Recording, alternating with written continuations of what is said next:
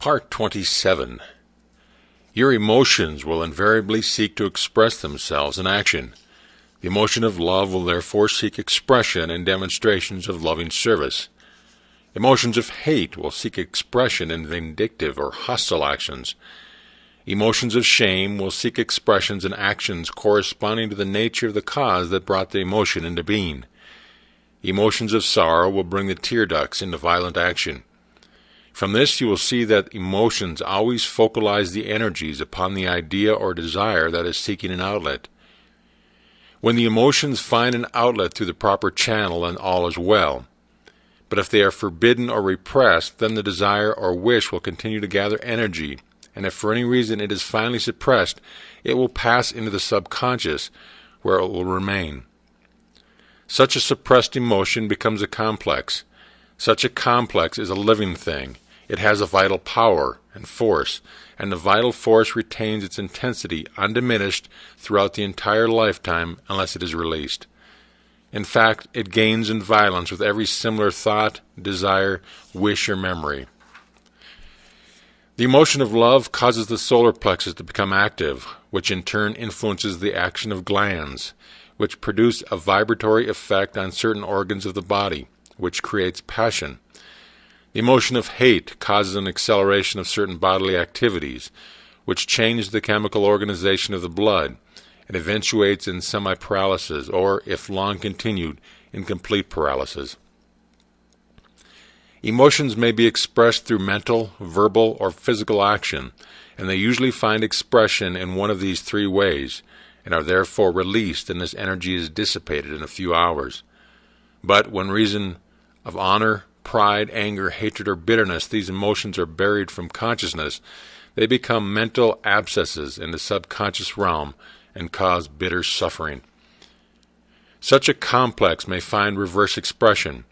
For instance, a man who has been forbidden to express his love for a woman may develop into a woman-hater. He may be irritated and annoyed by the sight of feminine things.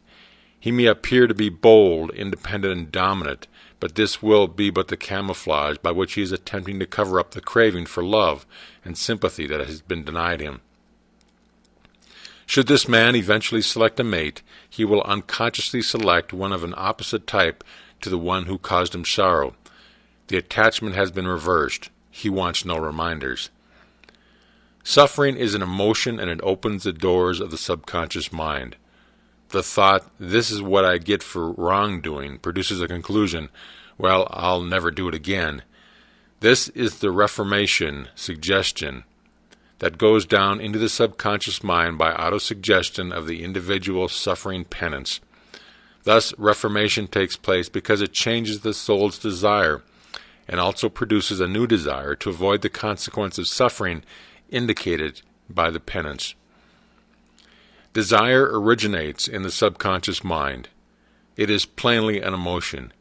Emotion originates in the soul or subconscious mind. Pleasure emotions are the diversions and rewards for service that the subconscious mind renders the body. You have seen that when any thought, idea, or purpose find its way into the subconscious through the emotions, the sympathetic nervous system takes up the thought, idea, or purpose and carries it to every part of the body, thus converting the idea, thought, or purpose into an actual experience in your life.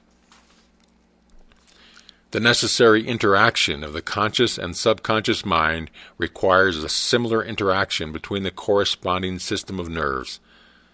The cerebrospinal system is the channel through which we receive conscious perception from the physical senses and exercise control over the movements of the body. This system of nerves has its center in the brain. Any explanation of the phenomena of life must be based upon the theory of oneness.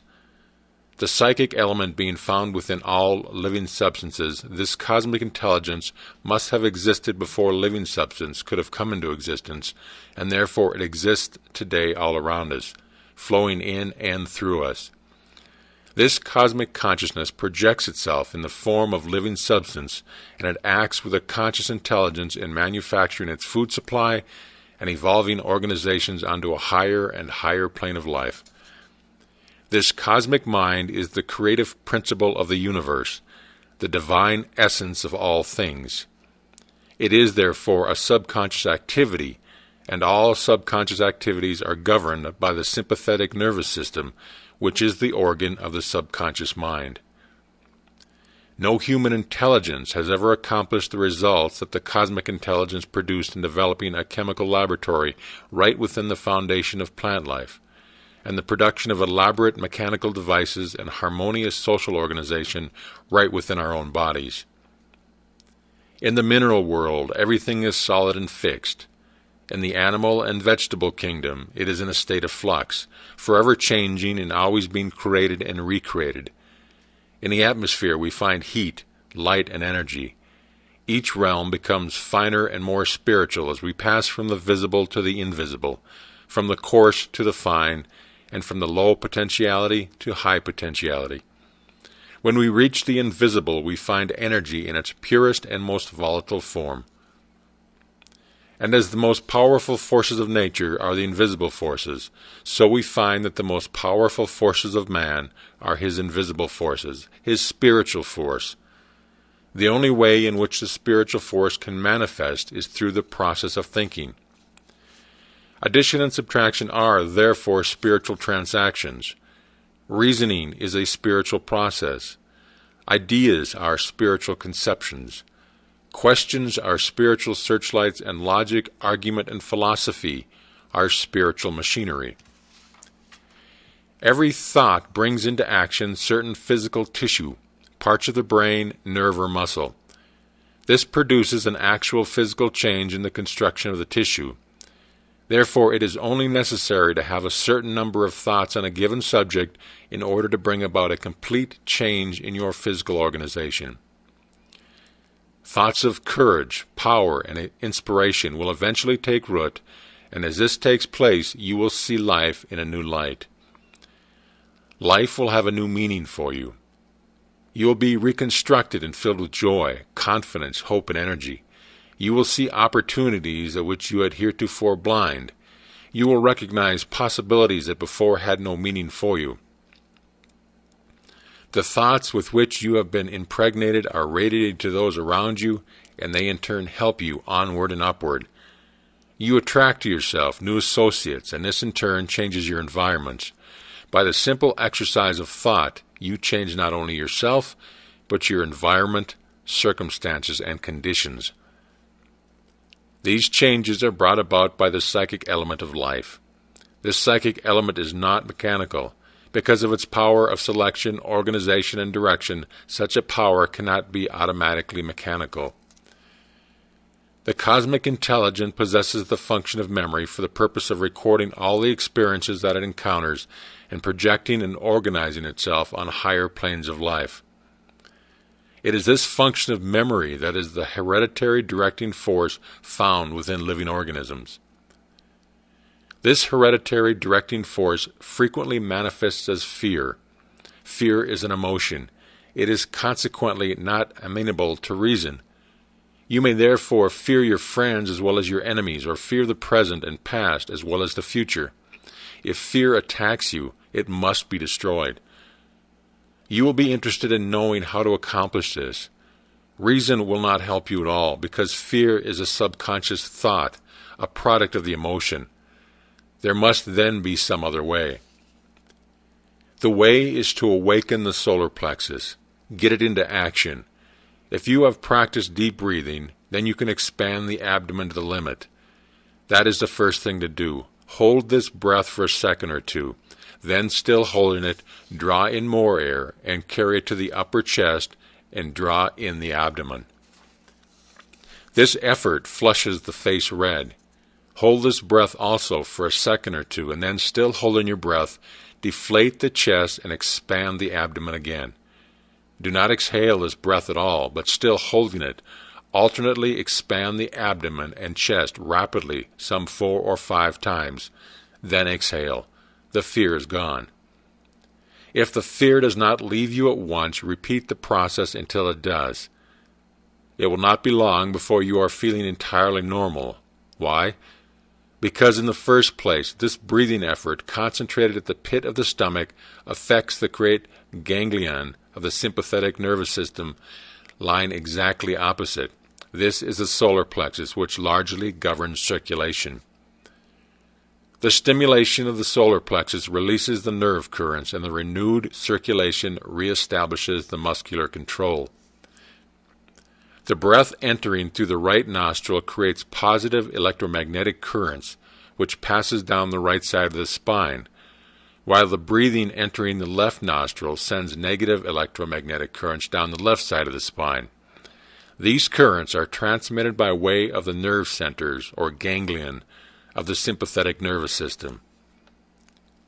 We may be said to literally live, move, and have our being, in the physical sense, in the sun. This force or energy enters the etheric spleen with every inhalation of the breath. As it enters the spleen, the solar plexus draws it to itself with every exhalation, and from the solar plexus it travels along the nerves to the sacral plexus, situated at the extreme end of the spine, and to the cardiac plexus, the core of the heart. These are the three main centers of the body. From the cardiac plexus, this life energy traverses the nerves to the head. Again on a downward path, it passes through to the psychic center. Then it traverses the nerves of the face, then the bronchial center, the throat front, the pulmonary center, the upper chest, and the lungs. The lower lung center, which is seated above the heart, and the vital and generative center seated at the base of the stomach. So this life energy makes this circuit of nerves until it gradually works its way out through the pores of the skin. You will therefore readily see why this exercise can and does completely eliminate the archenemy, fear. If you are tired, if you wish to conquer fatigue, then stand still wherever you may be with your feet holding all your weight. Inhale deeply and raise the body to the tiptoes with your hands stretched above the head and the fingers pointed upward. Bring your hands together above the head, inhaling slowly and exhaling violently. Repeat this exercise 3 times. It will only take a minute or two, and you will feel more refreshed than you would if you took a nap. In time, you will be able to overcome the tendency to fatigue. The virtue of this exercise is in the intention. The intention governs the attention. This in turn acts upon the imagination. The imagination is a form of thought, which in turn is mind in motion. All thought formations interact upon one another until they come to a state of maturity, where they reproduce their kind. This is the law of creation. These are indicated in the characteristics of the individual. If the body is large, the bones heavy, the fingernails thick, and the hair coarse, then we know that the physical predominates. If the body is slight, the bones small, and the fingernails thin and pliable, then we know that the mental and spiritual characteristics prevail. Coarse hair indicates materialistic tendencies. Fine hair indicates sensitive and discriminating mental qualities. Straight hair indicates directness of character. Curly hair indicates changefulness and uncertainty in thought. Blue eyes indicate light, happy, cheerful, active disposition. Gray eyes indicate a cool, calculating, determined disposition. Black eyes indicate a quick, nervous, venturesome disposition, and brown eyes indicate sincerity, energy, and affection. You are therefore a complete manifestation of your most inward thoughts. The color of your eyes, the texture of your skin, the quality of your hair, and every line and curve of your body are indications of the character of the thoughts that you habitually entertain. Not only this, but the letters that you write carry not only the messages that the words can, but they are charged with the energy corresponding with the nature of your thought, and therefore often bring a very different message than the one that you intended to send. And finally, even the clothes that you wear eventually take on the mental atmosphere that surrounds you, so that the trained psychometrist finds no difficulty in reading the character of those who have worn a garment for any length of time. End of part 27.